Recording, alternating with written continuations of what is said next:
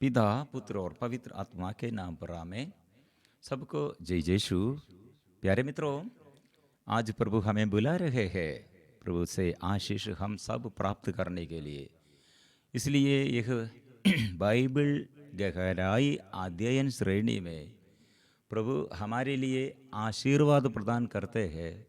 इसलिए यह प्रबंध, यह मीडिया द्वारा प्रबंध प्रभु ने किया है।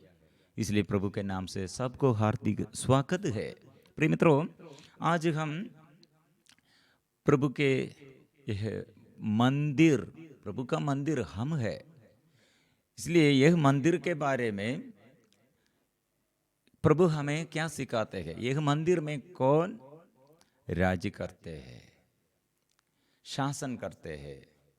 इसलिए यह मंदिर को पवित्र करना, मतलब मेरा शरीर ईश्वर का मंदिर है, ये पहचान हमको चाहिए। इसलिए हम मरकुस का सुसमाचार अध्याय 11 में, इसलिए इसके विषय में प्रभु यीशु मंदिर में प्रवेश करते हैं। वो मंदिर और बेचड़े के ऊपर और सवार होकर, ये गदही पर वो सवार होकर मंदिर में प्रवेश करते हैं। इसलिए दो प्रतीक है, सूचना है क्या के लिए? बेचड़ा। पिछले भाग में इसके विषय में हम बोला अभी मंदिर में प्रवेश करने के लिए। मंदिर, इसका इतिहास, मतलब इसका पुराना विधान में हमको समझ में आएगा। यरूशलेम मंदिर यहूदियों का केंद्र स्थान है। यरूशलेम में राजा का राजमहल है, वहाँ महल राजमहल है। और इस यहूदियों का ये पूरा धर्म का, यहूदी धर्म का सबसे बड़ा जगह है यरूशलेम मंदिर। इसलिए यरूशलेम में राजा शासन करने के लिए वह राजा है, वो राजमहल है।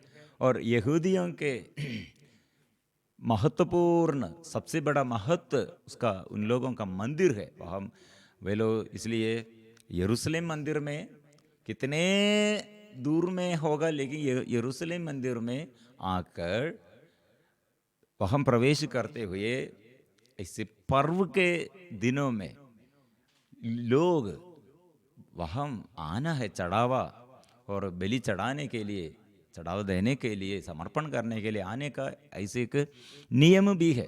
इसलिए यहूदियों के बीच में, यहूदी लोग कितने दूर में होगा, लेकिन यरूशलेम मंदिर में हफ्ते, एक साल में कम से कम 3 बार वे लोग ये पर्व के लिए आना है। पास्का का पर्व और शिविर का पर्व और 50 दिन मतलब पेंटिकुस्त का पर्व, ऐसे 3 पर्व के लिए जरूर उन लोग, ये नियम है, नियम के अनुसार वहाँ आना और यहाँ आकर ये पर्व में भाग लेना है, यहूदियों का नियम है। इसलिए पास्का का पर्व, ये हफ्ते में पास्का का पर्व, इसलिए हजारों 10,000 से ये लोग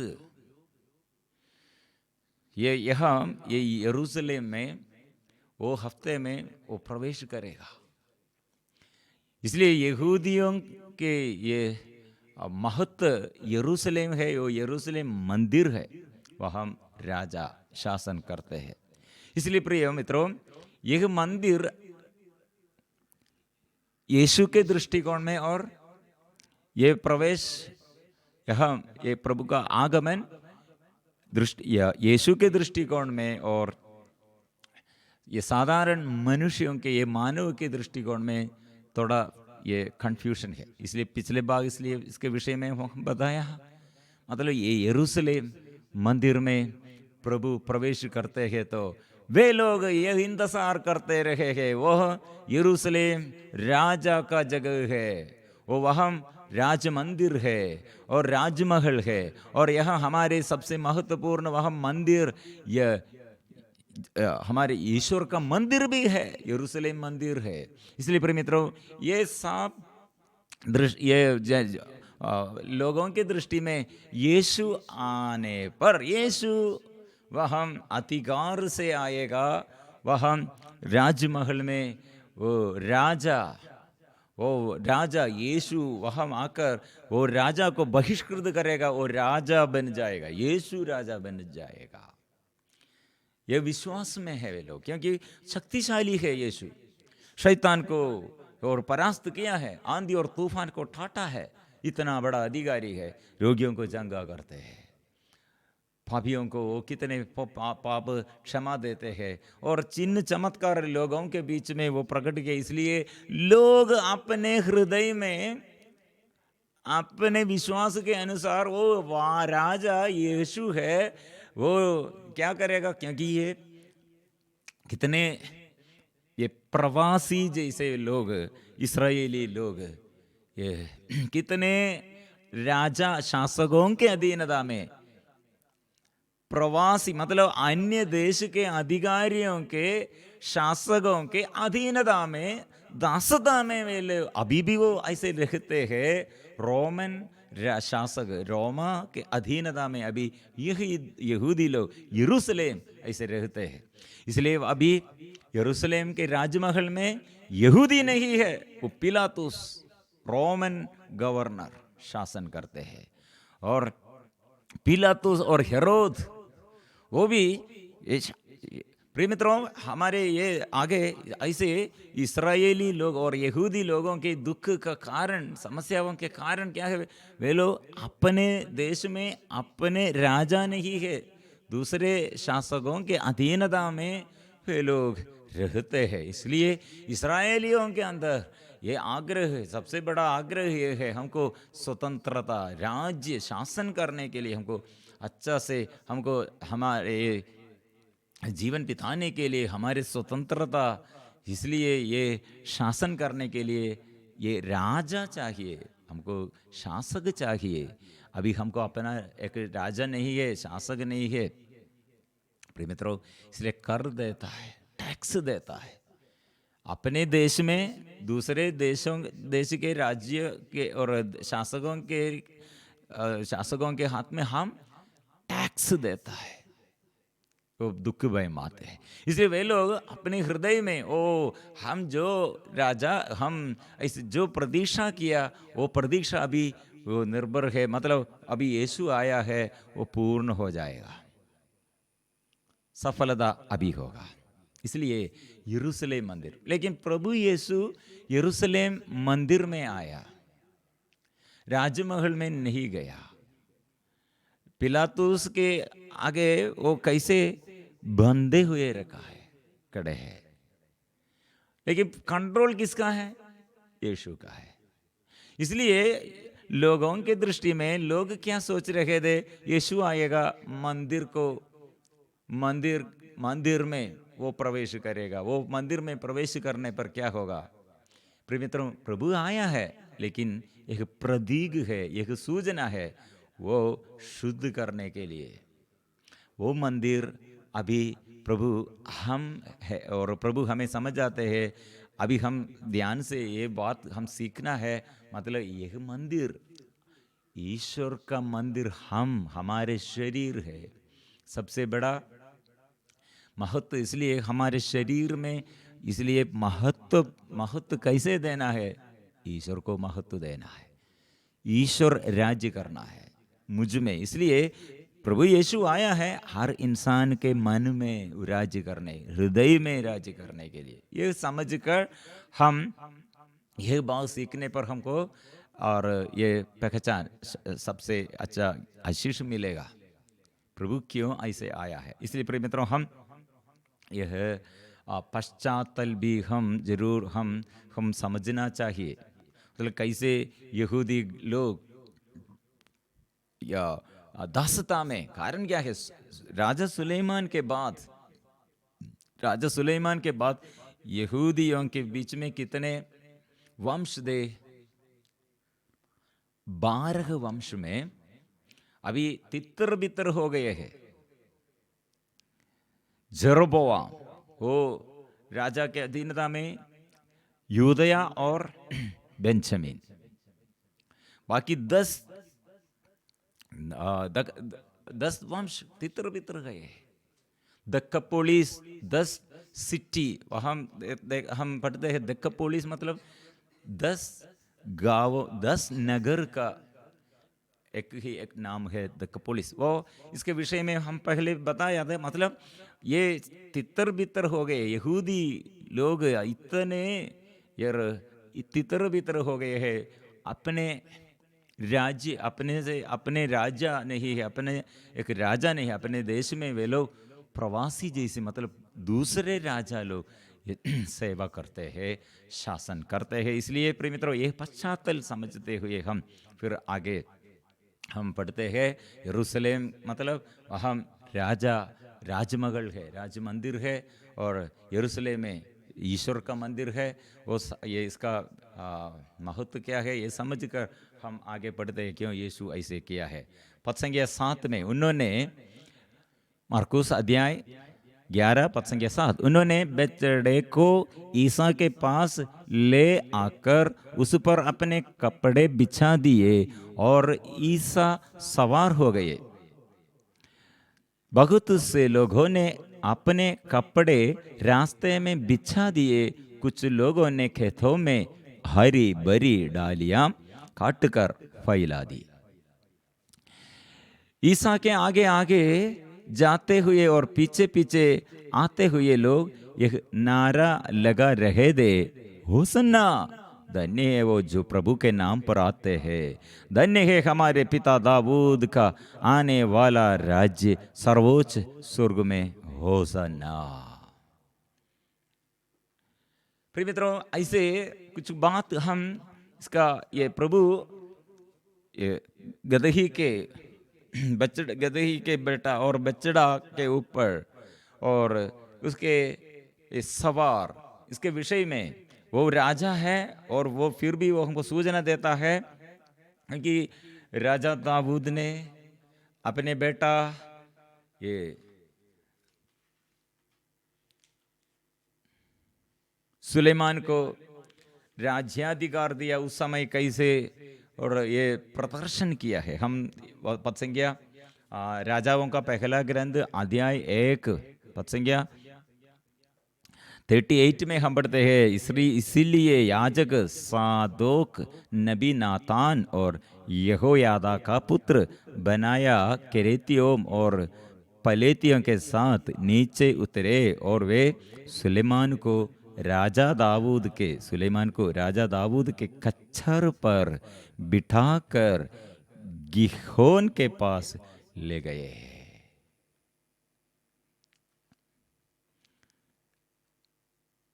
और जकरिया का ग्रंथ अध्याय 9 में इसके विषय में फिर हम एक बात पढ़ते हैं, मतलब ये यीशु का आगमन, मंदिर में आगमन, अध्याय 9 पद संख्या 9, सियोन की पुत्री आनंद मना, यरूशलेम की पुत्री जयकार कर, देख तेरे राजा तेरे पास आ रहे हैं, वह न्यायी और विजयी है, वो विनम्र है, वह गदहे पर बछड़े पर गदही के बच्चे पर सवार है। प्रिय मित्रों, यह उन लोगों के आगे ये नबियों द्वारा भविष्यवाणी की है, वो हमारे दृष्टि में राजा कौन होगा और सूचना दी है। अभी यीशु ऐसे आ रहे हैं, इसलिए उनके अंदर पहले ऐसे डाउट क्या है, क्योंकि इतने बड़ा चमत्कार कैसे लोगों को चिन्ह और चमत्कार द्वारा कैसे और चमत्कार प्रकट करते हैं, वो ईश्वर है, वो शक्तिशाली है। इसे अभी उन लोगों के अंदर डाउट नहीं है, वो राजा है। भविष्यवाणी में हम नबियों द्वारा हम सुना है वो अभी यीशु है, लोग ऐसे सूचनाएं उन लोगों के आगे। और स्तोत्र ग्रंथ 24 स्तोत्र ग्रंथ 24:26 में यही विषय हम और पढ़ते हैं, इसमें हम मनन चिंतन करते हैं। वो फाटको पद संख्या 7, फाटको मैं हराब ऊपर करो, प्राचीन द्वारो ऊंचे हो जाओ, महाप्रतापी राजा को प्रवेश करने दो। वह प्रतापी राजा कौन है? प्रभु ही वह महाप्रतापी राजा है, समर्थ, शक्तिशाली और पराक्रमी है। फाटको मैं हराब ऊपर करो, प्राचीन द्वारो ऊंचे हो जाओ, महाप्रतापी राजा को प्रवेश करने दो। वह महाप्रतापी राजा कौन है? वह महाप्रतापी राजा विश्वमंडल का प्रभु है। इसलिए द्वार बंद ना करो प्रवेश करने के लिए। वो द्वार, इसलिए मंदिर में प्रवेश करने के लिए, स्वागत करने के लिए उन लोग कैसे ये आनंद से वो स्वागत करते हैं। और स्तोत्र ग्रंथ 118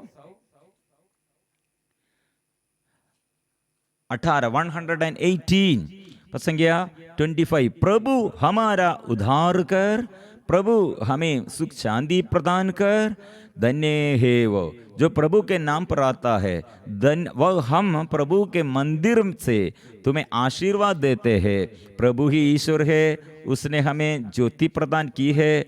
हाथ में डालियां लिए जुलूस बनाकर वेदी के कोनों तक आगे बढ़ो। तू ही मेरा ईश्वर है, मैं तुझे धन्यवाद देता हूँ। मेरे ईश्वर, मैं तेरी स्तुति करता हूँ। प्रभु का धन्यवाद करो क्योंकि वो भला है, क्योंकि सत्य प्रतिज्ञा आनंद काल तक बनी रहती है। प्रिय मित्रों, ऐसे लोग इतने उत्साह से स्वर्गीय पिता से वो संदेश है हमको, हमारे मुक्ति के लिए, और मुक्तिदाता को वो भेजेगा। वो मुक्तिदाता आया है, इसलिए बहुत खुशी से वे लोग आनंद से प्रभु को स्वागत करते हैं। लेकिन वे लोग के मनोभाव क्या है?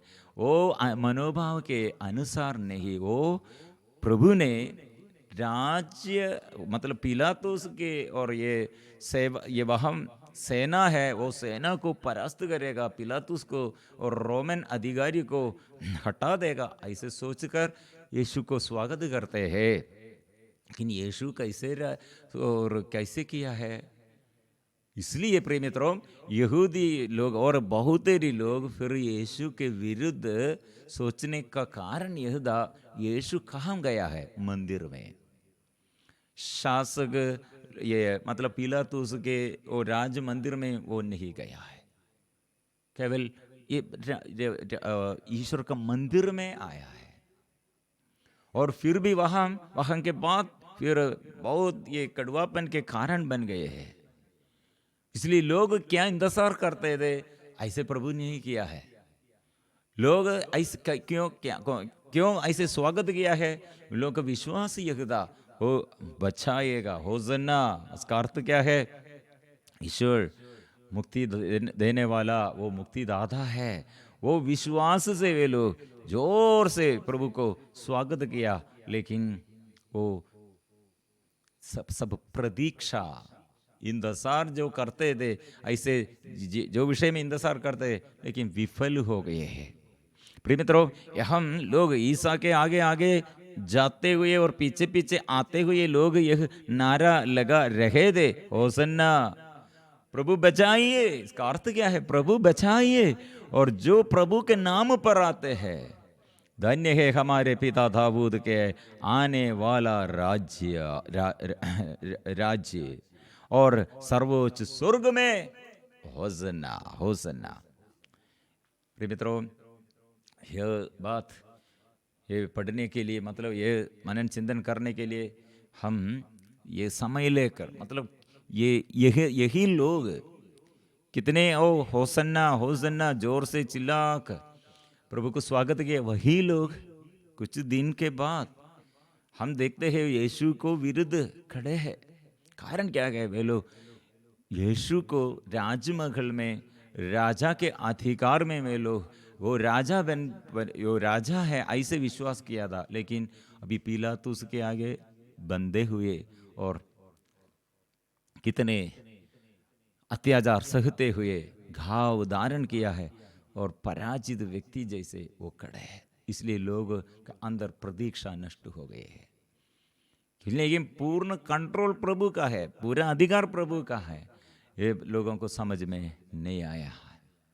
और यीशु ऐसे मंदिर में प्रवेश किया और क्यों लोग ये सब ऐसे, और ये वस्त्र बिछाते हुए और या प्रभु को स्वागत करते हैं। ये भी एक वचन में हमको ये पढ़ने को मिला है। राजाओं का दूसरा ग्रंथ अध्याय, सेकंड किंग अध्याय 9 पद संख्या 13 में हम पढ़ते हैं, तब उन्होंने अपने अपने वस्त्र उसके पांवों के नीचे की सीढ़ियां पर बिछा दिए और सिंखा बजाकर चिल्लाने लगे हैं, येहू राजा है, येहू राजा है। मतलब ये